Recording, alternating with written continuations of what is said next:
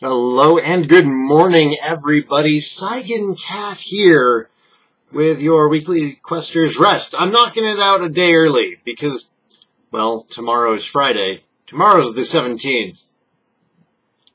Tomorrow, one of my longest gaming fantasies comes true. Skyrim is coming out on PSVR, and I could not possibly be more excited. Now, I know I've been critical of Skyrim in the past. I think that Skyrim is one of the weaker Elder Scrolls games. I think that, I don't know, Morrowind is like in flux in my head now ever since I did the video about being critical of games that we cherish, and there's a lot to be critical of in Morrowind, there's a lot to be critical of in Oblivion, but those games really felt like they had more flavor to me than Skyrim. Skyrim is still an excellent game, though. It's just, when compared against the rest of the series, it's kind of like, yeah, alright, it's okay. But man, if there's anything that I've learned since getting VR, it's that it can take an otherwise meh game and make it excellent and amazing. Drive Club on VR. Drive Club is not really that great of a game, but in VR, it's a great experience. Some other examples, the big one that comes to mind is Farpoint. I think that if Farpoint was played outside of VR, it would be like the blandest damned first-person shooter ever made. But in VR, it is one of the best gaming experiences I've ever had. So, along comes Bethesda, and they're like, alright, we know everybody's making the joke about Skyrim being released on everything. I mean, we keep buying it, so who's to blame for that? EA is still around. Topical. More on that. But with Skyrim, I've been happy with every purchase I have made of Skyrim. I got it when it first came out on 360. Because, as you guys know, even though I'm a fan of gaming on whatever platform I can best experience the gaming on,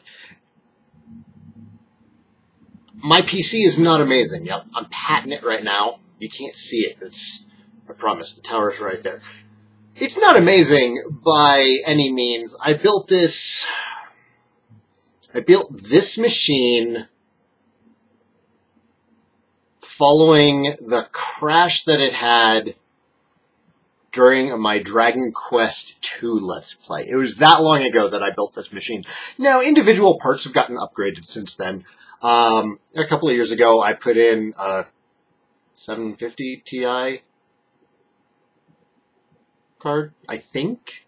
I don't know. I could look it up, but I mean, that's how little attention I pay to my machine. I did recently put in a pretty nice processor. I've been very happy with it, but I think I'm starting to hit the limits of what I can do on this motherboard, because this motherboard is like 5 years old. But yeah, the point is, I play video games on whatever will play them best. It's one of the reasons why I play Doom on the PS4, because I can barely get it to run at 30 frames per second in 720 on my machine. And when I say barely run, I mean it jumps a lot between 30 and 60 frames, and that's not great. 60 frames is great. Being able to play at 60 frames per second, I'm fine playing at 30 frames per second. But to have it constantly jumping, that's not so great. I need a steady frame rate, thank you. So I play it on PS4, where it performs much better than it would on my PC. So when Skyrim came out, I got it on the Xbox 360, played the crap out of it, much like everybody else, really enjoyed it, and eventually I was done with it, and I looked back at Oblivion and Morrowind, and I said, I think the series is getting worse. You're comparing to, at the time, what I was placing as a 9.5 out of 10 game as Morrowind to an 8 as Oblivion and a 7 for Skyrim. 7 out of 10, by the way, as far as game ratings are concerned, should not be this terrible thing. A 7 out of 10 game does what it's supposed to do and is an enjoyable experience and is worth the time and money that you spend on it. Which is, you know, I'd say that Skyrim meets all those requirements. But now it's coming out in VR. It's coming out in VR, and that's very exciting to me. When I was a wee lad, there were 2 RPGs that captivated me. Dragon Warrior, which you all know about, and Ultima. Now, the Elder Scrolls series certainly has more in common with the old school Ultima games in that they're very open world, information gathering, you know, multiple ways to deal with any given situation, RPGs. And the Elder Scrolls series has really picked up the torch where the Ultima series has fallen by the wayside. Thanks, EA. As far as giving me that sweet, sweet open world Western RPG, which, by the way, guys, if you have games that you would recommend that are similar to the Elder Scrolls series, but modern and, you know, better, I'm open to them. But when I hear a lot of complaints about Skyrim, I also don't hear a lot of recommendations for similar games that are better. Yes, I've heard about The Witcher. I plan on getting around to The Witcher. Aside from that one, though. I've had dreams since I was like 5 years old of playing an RPG in VR. And this is partially due to Dragon Warrior and Ultima 6, and partially due to the holodeck scenes on Star Trek. Because whenever those scenes would happen, I'd be like, man, it'd be really great to play an RPG in that. And that's where my head has really been for the last 30 years. It's finally happening. I know there are some people out there who are like, oh, but the motion sickness. If you're worried about the motion sickness, it's something that you get over. It's something you can take Dramamine for. If you go into playing VR and you're like, I'm going to get motion sick, I'm not going to eat anything, that makes it worse. You want to have something light if you are prone to VR sickness. It's something that you get over. My first day with the VR headset, yeah, I could only play a couple of rounds of rigs before I took it off and I was sweating. I was like, this is terrible. But you come back to it and you slowly increment your playtime. You guys have been around for some of the longer ones. I think I played Dirt Rally, which is a fucking rally racing game where you are just hauling through forests, you're bouncing all over the place. If any game is going to be a vomit rocket, it's going to be Dirt Rally. And I was playing that in VR drunk for hours. It's something you get over. So I'm not worried about getting sick in VR.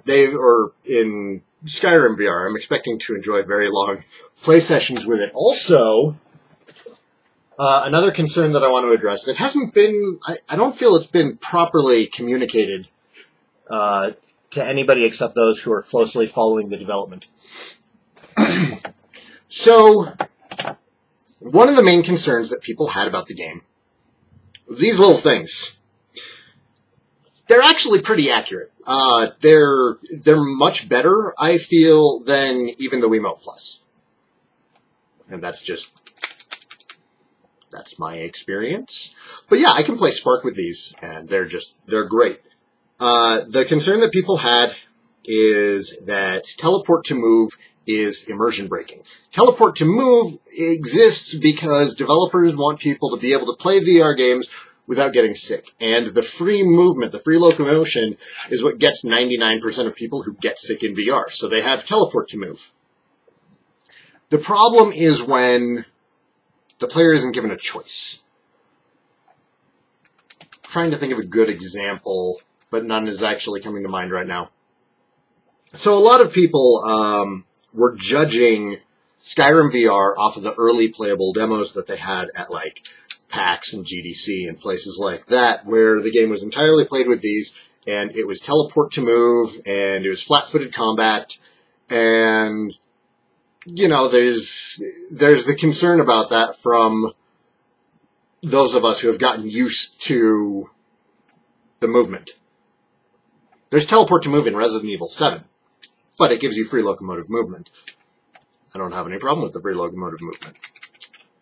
With Skyrim, though, that was definitely a concern, because even if you are prone to the VR sickness, it's still immersion breaking. You don't want to, you know, walk through a field of wildflowers in Skyrim by going click to move, click to move, click to move, click to move. It's immersion breaking.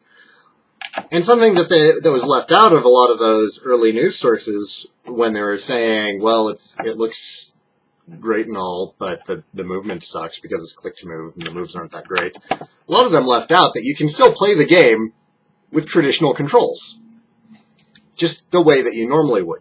And this is, I'm assuming this is what I'm going to settle on, but recently they have announced a happy little medium.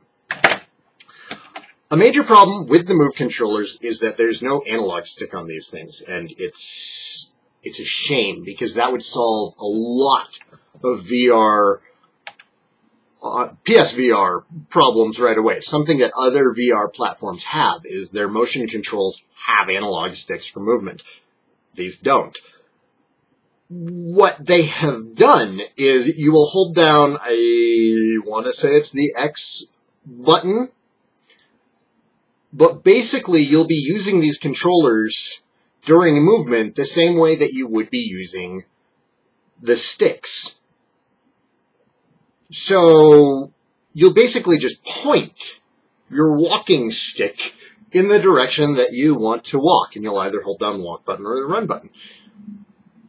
Combat will still be flat-footed, but you will have access to the move for combat, which is apparently really, really good, and you can't just, like, wiggle your sword in them like you can in other games. You actually need to take proper swings for damage, a la Morrowind, actually. The longer you held your swing before you would go in Morrowind, there was like a charge-up time for your maximum possible amount of damage. Combat in Morrowind's weird, and I don't want to go into it.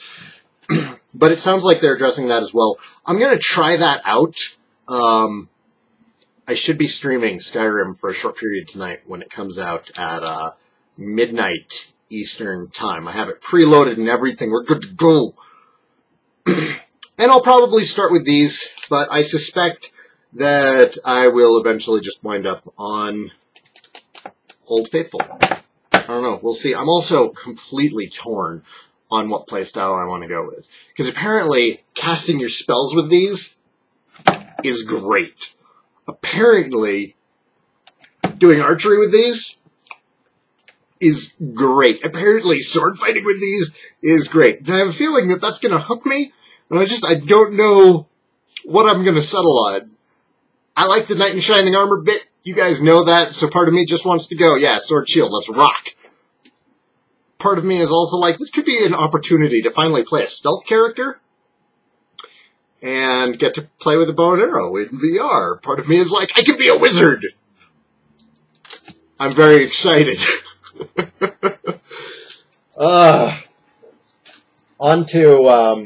to the EA bitching that I'm sure everybody was waiting for. And I didn't want to make it the point of this video, because I'm sure we're all of the same mindset. If somehow you missed the news, EA's microtransaction system for Star Wars Battlefront 2 is hilariously garbage. Hilariously garbage. $80 to unlock Darth Vader.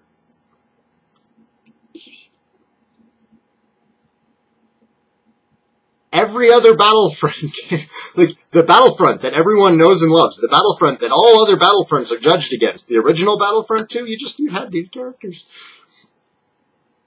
There's hero battles where it randomly picks a hero for you. If you don't have the hero, it just kicks you out of the game. the cards in the star cards, I think, the equipment cards, it's pay to win. Like, it's actually fucking pay to win. It's a paid game. This is a AAA $60 to $80 title, depending on which edition you want, because that's where we live now. And it's pay to win. You pay $60 for the game, and then you lose to somebody who's gone on with mom's credit card and has bought the best stuff for themselves. But wait, it's worse. Not only is it a system of pay to win, it's gambling pay to win. You can't just buy what you want.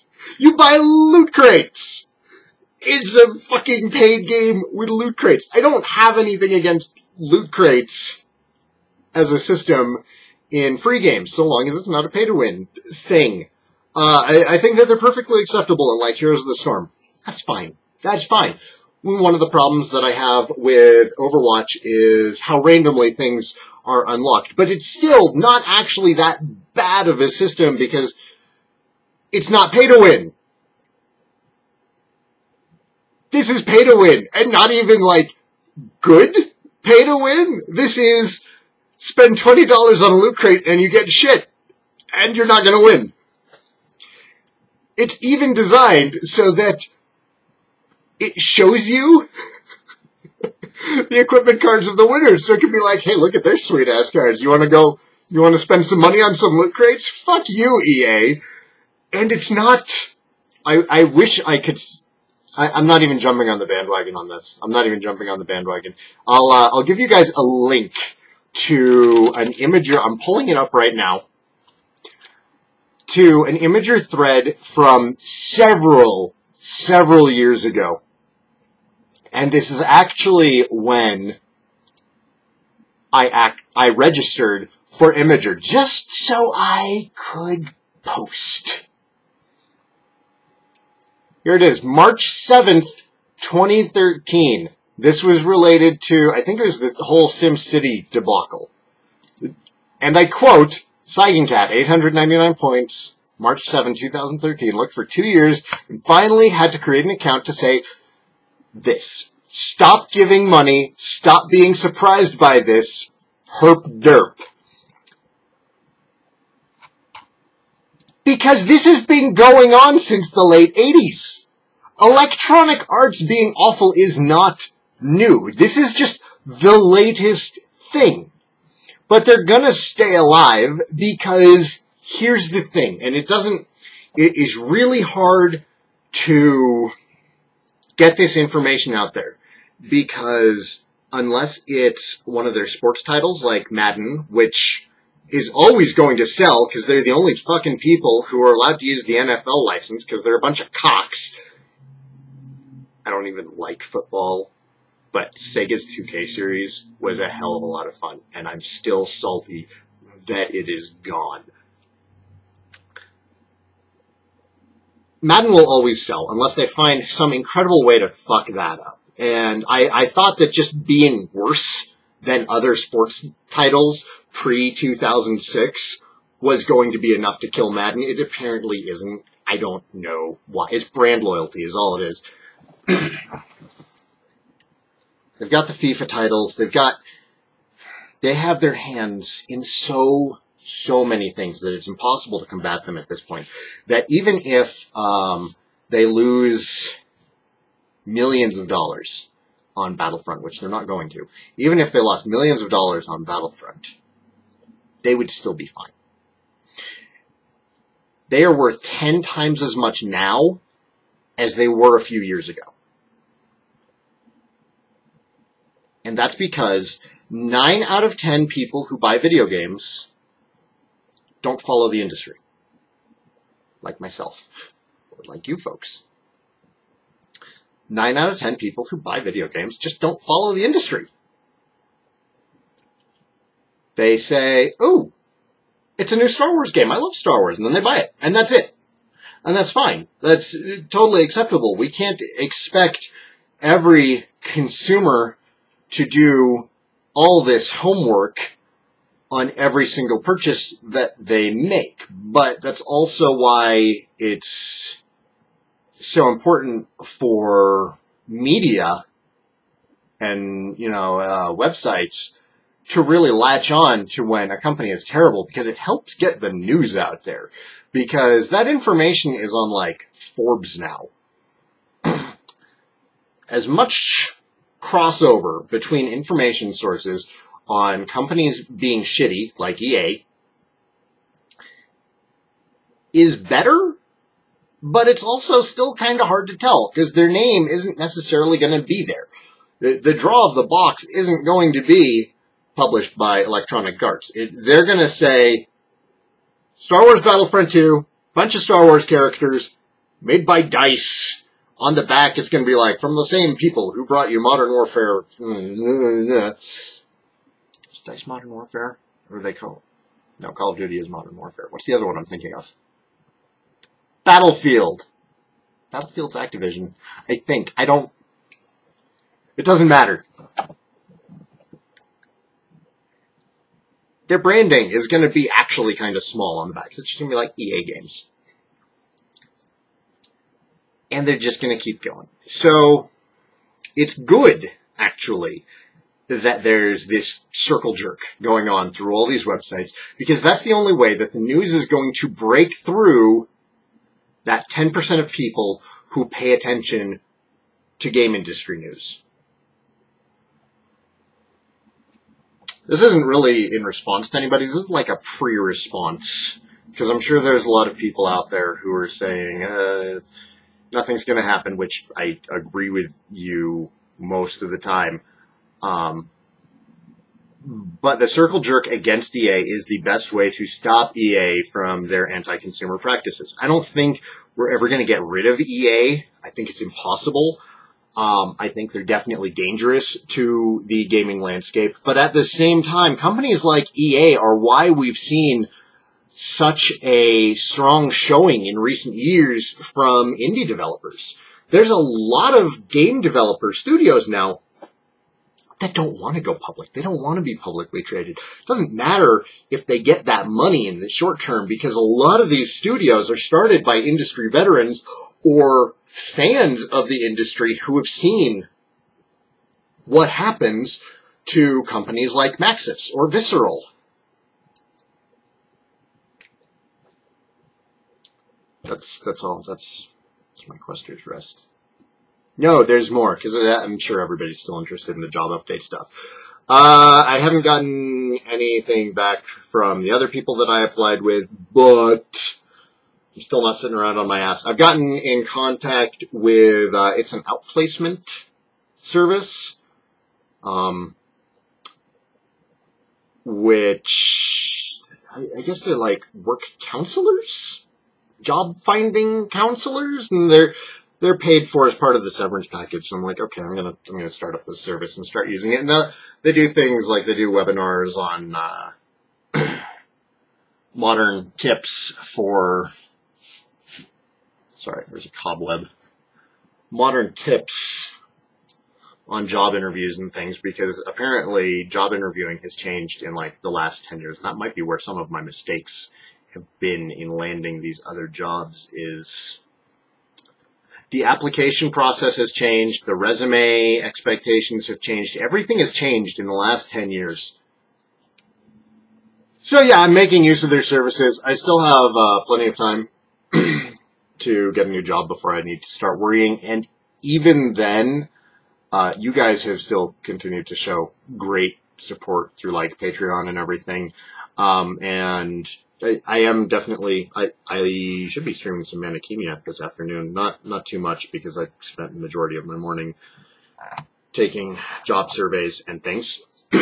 But you guys have been great, and it's going to give me a lot more flexibility in the kind of job that I settle on. One that I can get that's close to home, and maybe just do something part-time so that I can still stream more than I was when I was employed, but it'll still be less than, those 2 months where I was trying out the full-time stuff. But I should be able to reach a happy medium where I stream regularly, I get through this backlog of games, and, I get to keep the house. No stress. No stress. And that's it. That's where we are right now.